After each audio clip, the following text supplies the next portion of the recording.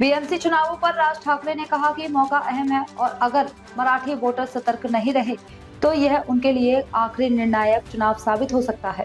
11 वर्षात हा कोकण महोत्सव इथे साजरा होतोय आणि आपण देखील आपला सर्वांचा उत्साह आणि आशीर्वाद अशा सर्व महोत्सवांना लाभतो आहे। त्याबद्दल आपणा सर्वांचा धन्यवाद।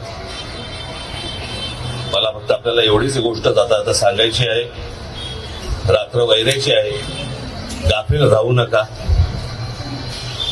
आजूबाजूला लक्ष ठेवा।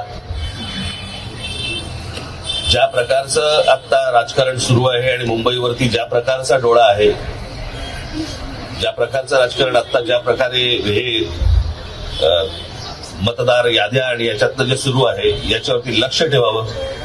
आपल्या आजूबाजूला कोण मतदार खरे आहेत खोटे आहेत याच्यावर देखील तुमचं लक्ष असणं गरजेचं आहे, आवश्यक आहे। मी आपल्याला एकच गोष्ट सांगतो की मराठी माणसासाठी म्हणून ही येणारी मुंबई महानगरपालिकेची निवडणूक ही शेवटची महानगरपालिकेची निवडणूक असेल। जर आपण गाफील राहिलो तर हातातनं गेली म्हणून समजा आणि त्याच्यानंतर जे थैमान सुरू होतील या लोकांचे ते मग ते कोणालाच आवरता येणार नाही। मला फक्त आपल्याला विनंती एवढीच करायची आहे, कुठेही गाफील राहू नका। धन्यवाद।